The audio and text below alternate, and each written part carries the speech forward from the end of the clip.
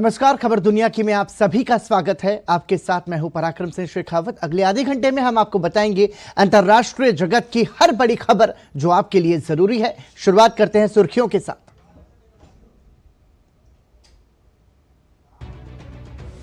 संघर्ष प्रभावित गाजा में मानवीय सहायता आपूर्ति के लिए पश्चिम ने तेज किए प्रयास। मदद पहुंचाने के लिए गाजा के भूमध्य सागरीय तट पर अस्थायी बंदरगाह बनाएगा अमेरिका। यूरोपीय आयोग की प्रमुख ने इस सप्ताहांत तक साइप्रस से गाजा तक मानवीय सहायता गलियारा स्थापित होने की जताई आशा।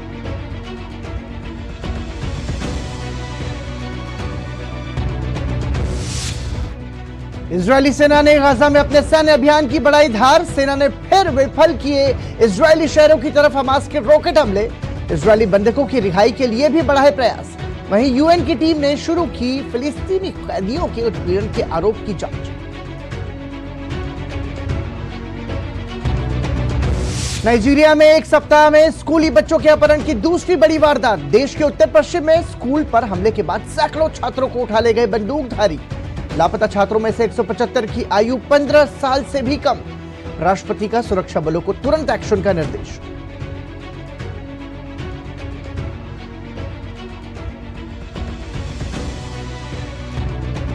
रूस यूक्रेन युद्ध के बीच पश्चिम की तरफ से बड़ी सहायता का ऐलान। यूक्रेन को 10,000 से अधिक ड्रोन उपलब्ध कराएगा ब्रिटेन।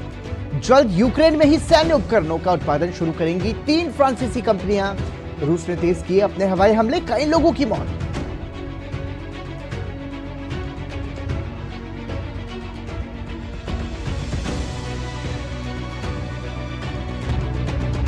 भारत के यूपीआई का वैश्विक पटल पर और हुआ विस्तार। अब नेपाल में भारतीय पर्यटकों को नहीं होगी नकदी रखने की जरूरत।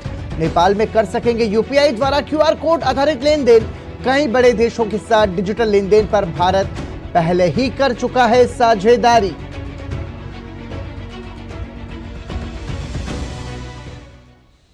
और सुर्खियों के बाद आइए खबरों की शुरुआत करते हैं। सबसे पहले नजर डालते हैं एशियाई देशों से जुड़ी खबरों पर एशिया का आईना के जरिए।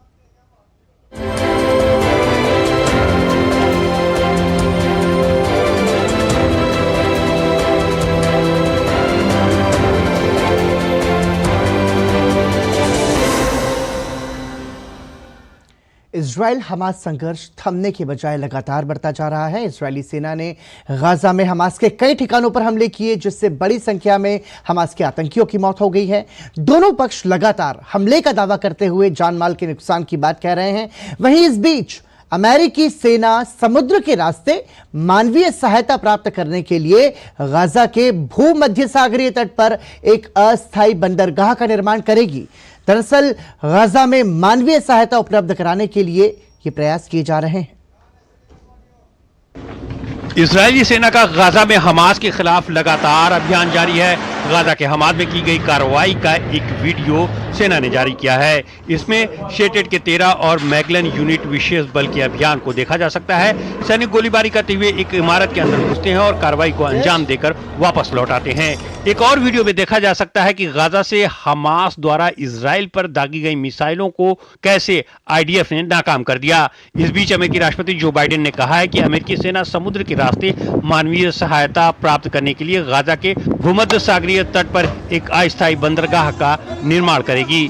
संयुक्त राष्ट्र द्वारा व्यापक अकाल की चेतावनी के बीच अस्थायी बंदरगाह के निर्माण का आदेश देने का निर्णय लिया गया है।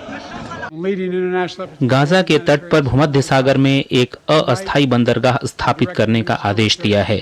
भोजन, पानी, दवा और अस्थायी आश्रय ले जाने वाले बड़े जहाज ले जा सकेंगे।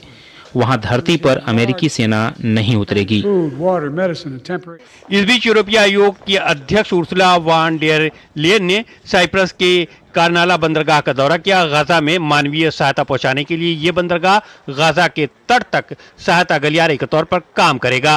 उन्होंने कहा कि समुद्री सहायता गलियारा इस हफ्ते के अंत तक शुरू हो सकता है। अब हम गलियारे के उद्घाटन के बहुत करीब हैं। उम्मीद है कि इस शनिवार और रविवार, और मुझे यह देखकर बहुत खुशी हो रही है कि प्रारंभिक पायलट ऑपरेशन शुरू किया जा रहा है।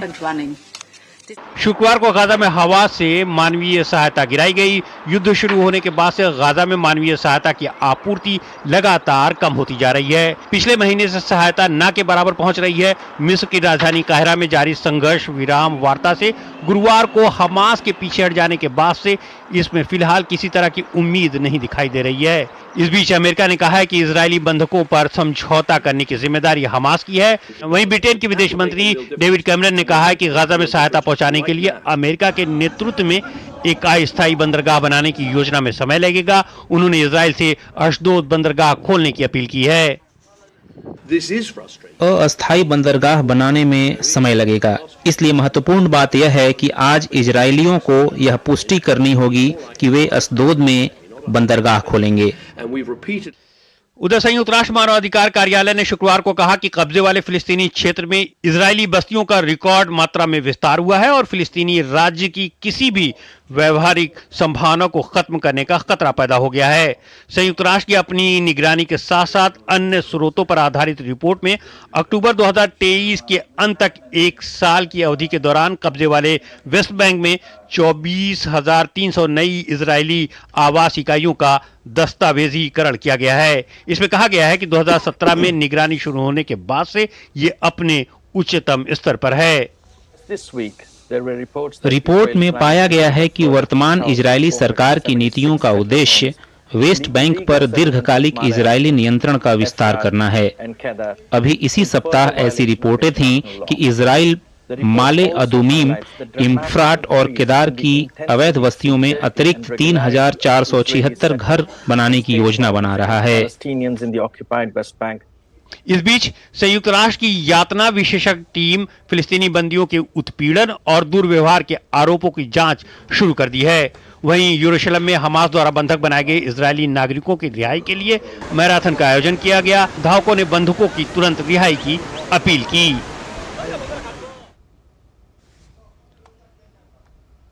वहीं भारत का यूनिफाइड पेमेंट इंटरफेस यानी यूपीआई अब पड़ोसी देश नेपाल में भी काम करेगा। भारतीय राष्ट्रीय भुगतान निगम एनपीसीआई ने इसकी जानकारी दी है। एनपीसीआई की अंतर्राष्ट्रीय शाखा और नेपाल के सबसे बड़े भुगतान नेटवर्क फोन पे पेमेंट सर्विस लिमिटेड ने घोषणा की है कि भारत और नेपाल के बीच सीमा पार लेन देन के लिए यूपीआई से भुगतान शुरू हो गया है। इस सुविधा के शुरू होने से भारत से नेपाल जाने वाले पर्यटकों के लिए लेन देन में काफी सुविधा होगी।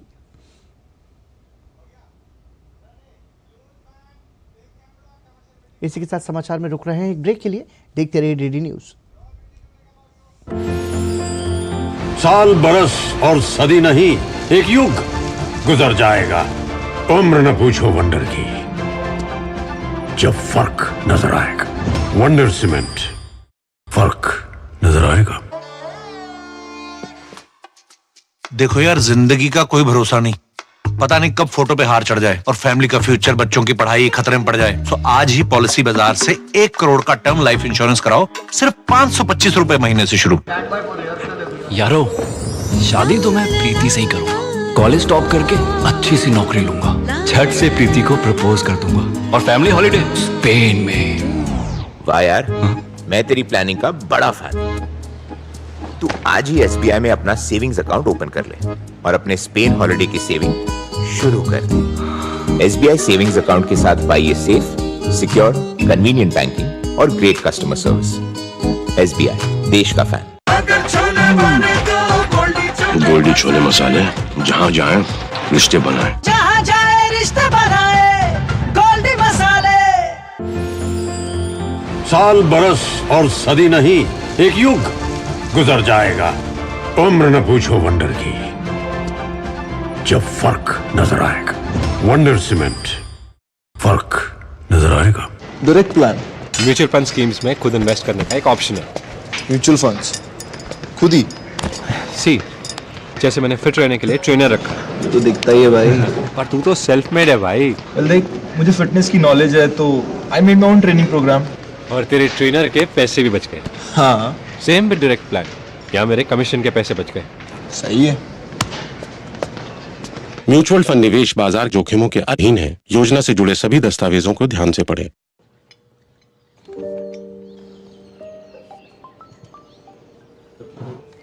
हेलो जी, बोल।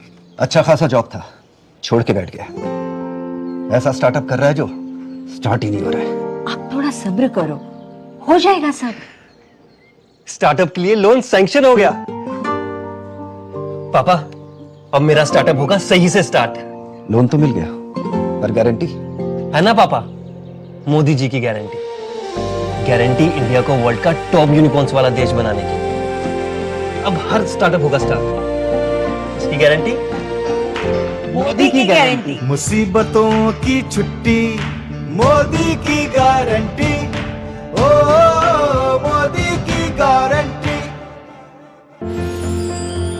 साल बरस और सदी नहीं, एक युग गुजर जाएगा। उम्र न पूछो वंडर की, जब फर्क नजर आएगा। वंडर सीमेंट, फर्क नजर आएगा। एक बार फिर आपका स्वागत। आप देख रहे हैं खबर दुनिया की और आइए बढ़ते हैं आगे, नजर डालते हैं यूरोपीय देशों से जुड़ी खबरों पर। हमारे खास सेगमेंट यूरोप इन दिनों से।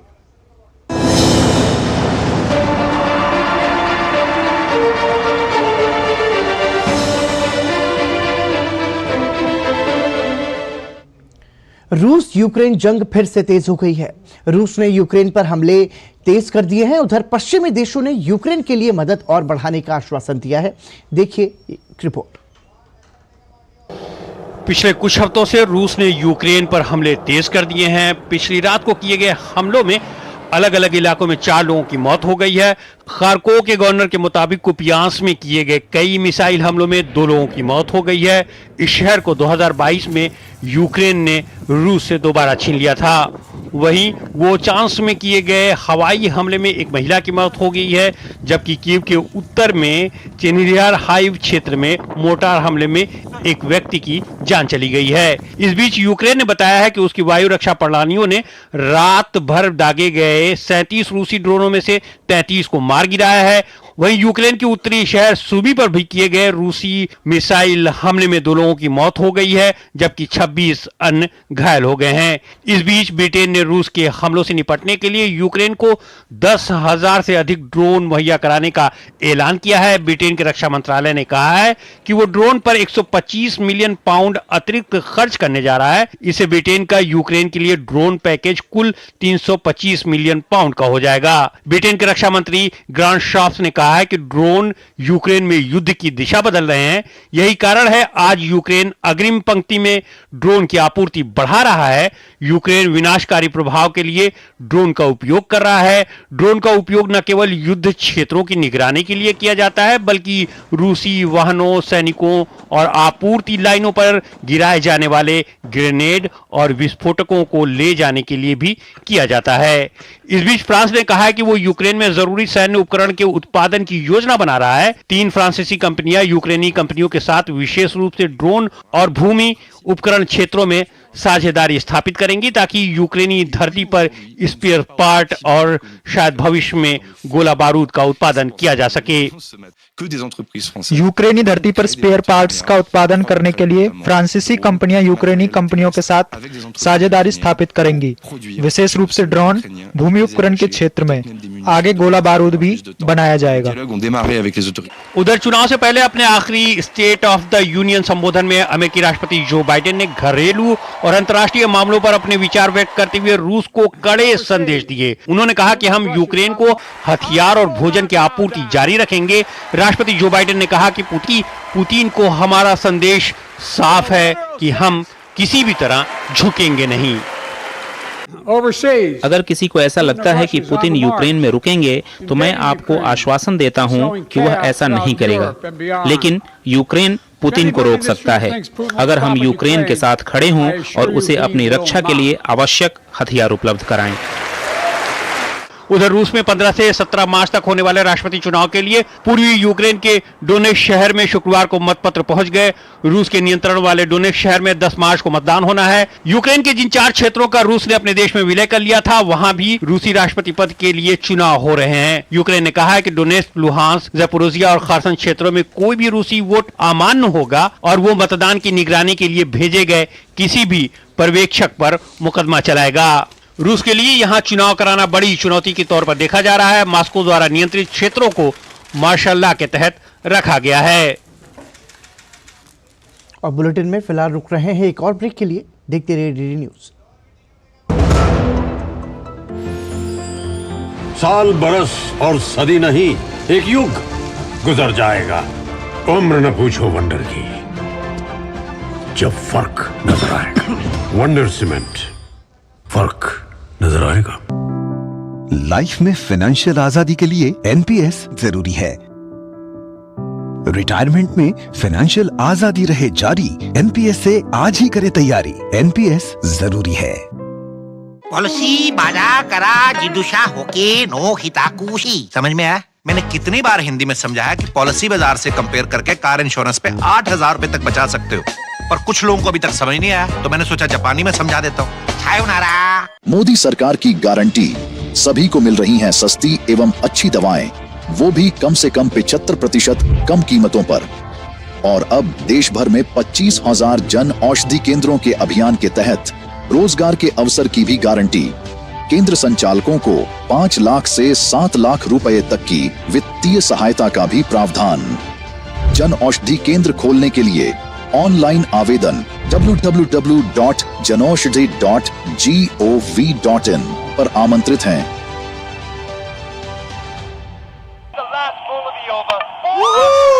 क्या लड्डू हम यहाँ बैठे बैठे पैसे बना सकते हैं।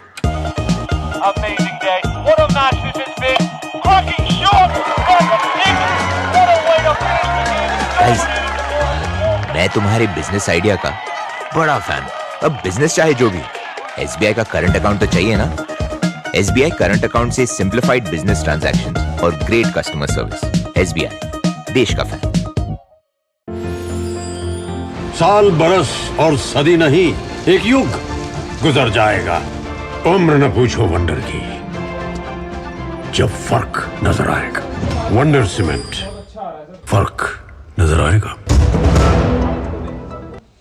एक बार फिर आपका स्वागत। आप देख रहे हैं खबर दुनिया की, और आइए अब अफ्रीका नामा के जरिए नजर डालते हैं अफ्रीकी देशों से जुड़ी खबरों पर।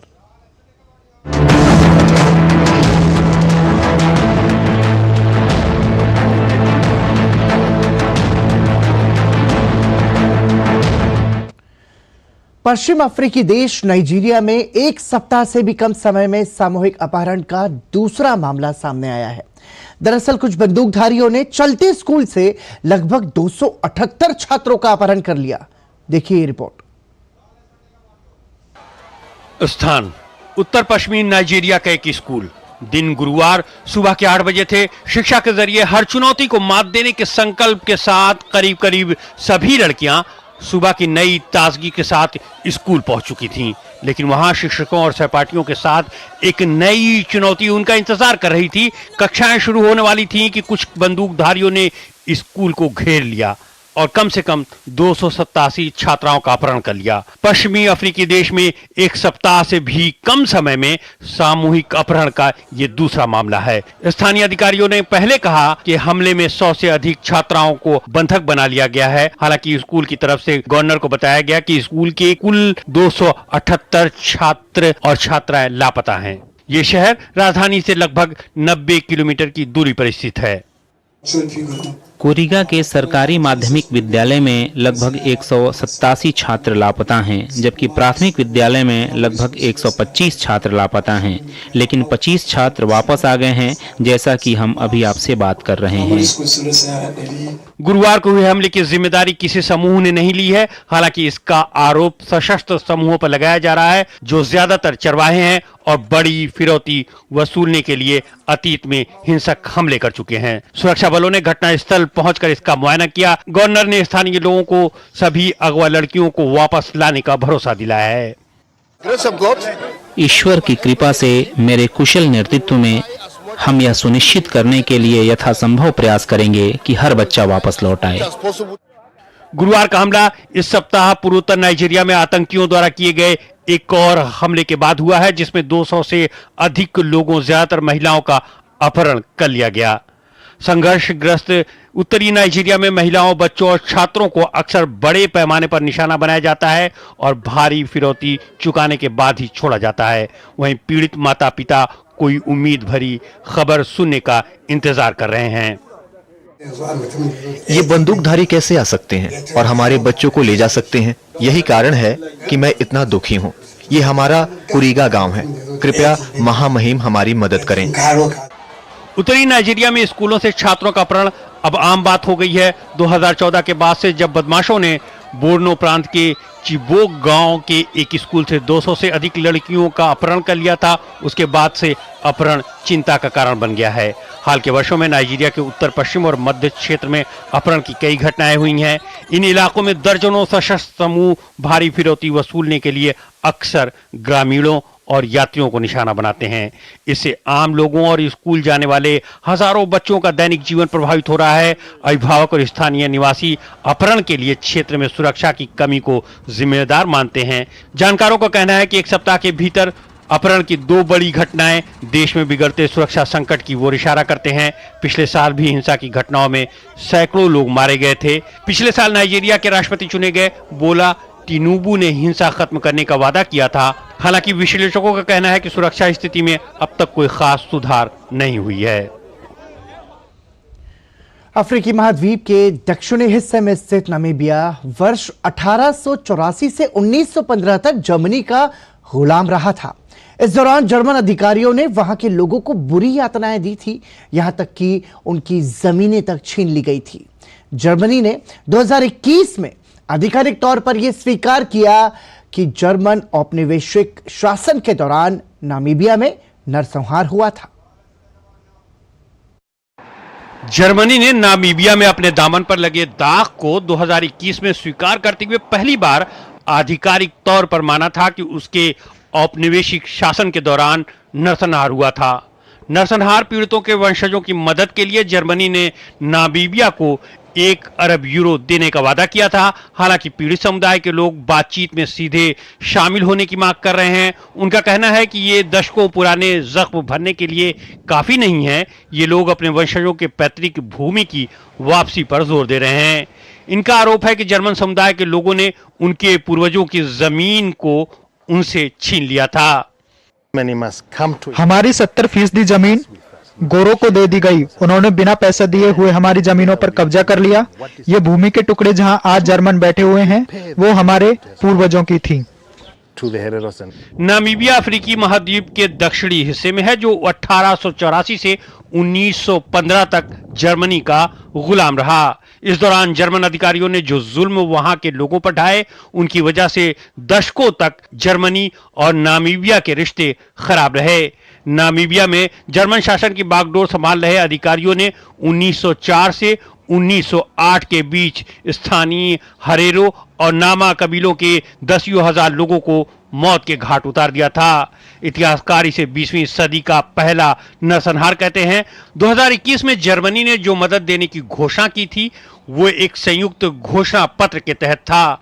इस घोषणा पत्र पर नामीबिया की संसद से मंजूरी लेनी थी, लेकिन दोनों देश इसमें कुछ संशोधन चाहते हैं, लिहाजा इस प्रक्रिया को फिलहाल रोक दिया गया है।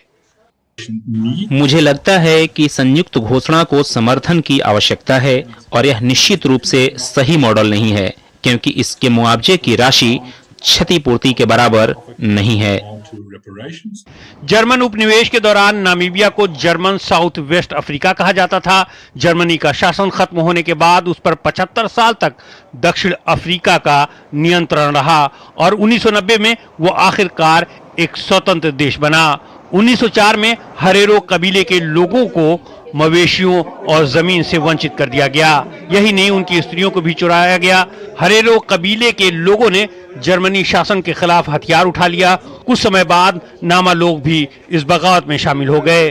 बगावत को कुचलने के लिए जर्मनी से जर्मन जनरल लोथार फान ट्रोथा को भेजा गया। उन्होंने जर्मन सीमाओं के भीतर जो भी हरेरो व्यक्ति है, चाहे उसके पास बंदूक हो या ना हो, मवेशी हो या ना हो, उसे गोली मारकर मौत के घाट उतारने का आदेश दिया। अगस्त 1904 में वाटरबर्ग की लड़ाई में लगभग 80,000 हरेरो बोत्सवाना की तरफ भाग खड़े हुए। इनमें महिलाएं और बच्चे भी शामिल थे।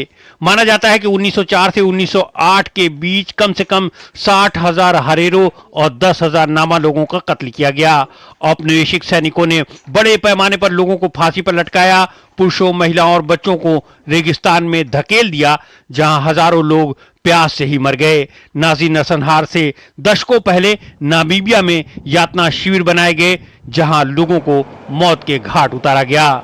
दोनों देशों के बीच हुए समझौते को अभी जर्मनी और नामीबिया की संसद से मंजूरी हासिल करना बाकी है, लेकिन दोनों ही देशों के कुछ सामाजिक कार्यकर्ता इसमें प्रत्यक्ष तौर पर मुआवजे की बात शामिल न होने की आलोचना कर रहे हैं। इसी के साथ समाचार में रुक रहे हैं एक छोटे से ब्रेक के लिए। देखते रहिए DD news. During a heat wave, it is our responsibility to help others and make their life easier. Offer water to vendors and delivery people who come to your home or office. You can install earthen pots with glasses outside your building for outdoor workers. Individuals or NGOs can install water points and distribute buttermilk or sharbat. Consider distributing caps, shoes, umbrellas, etc. Offering water spray to people on hot roads can make their journey more comfortable. Installing shade where people can take a break is very helpful too. Install earthen containers to give food and water to birds and animals. This summer, be kind, save a life. Issued in public interest by NDMA and IIPHG. साल बरस और सदी नहीं, एक युग गुजर जाएगा। उम्र न पूछो वंडर की, जब फर्क नजर आएगा। वंडर सीमेंट, फर्क नजर आएगा। मोदी सरकार की गारंटी, सभी को मिल रही हैं सस्ती एवं अच्छी दवाएं, वो भी कम से कम 75% कम कीमतों पर। और अब देश भर में 25,000 जन औषधि केंद्रों के अभियान के तहत रोजगार के अवसर की भी गारंटी। केंद्र संचालकों को 5 लाख से 7 लाख रुपए तक की वित्तीय सहायता का भी प्रावधान। जन औषधि केंद्र खोलने के लिए ऑनलाइन आवेदन www.janaushadhi.gov.in पर आमंत्रित हैं।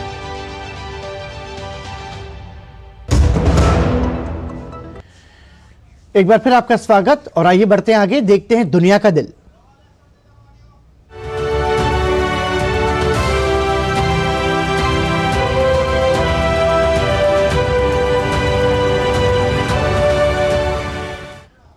जलवायु परिवर्तन की मार से यूनेस्को की विश्व धरोहर में शामिल ऑस्ट्रेलिया के ग्रेट बैरियर रीफ पर संकट खड़ा हो गया है। ग्रेट बैरियर रीफ के कोरल के इर्द गिर्द सफेद झाग बढ़ने के अलावा ब्लीचिंग भी शुरू हो रही है। ऐसा समुद्र तापमान में इजाफे के कारण हुआ है। और इसी के साथ ही खबर दुनिया की में इतना ही। दीजिए इजाजत, नमस्कार।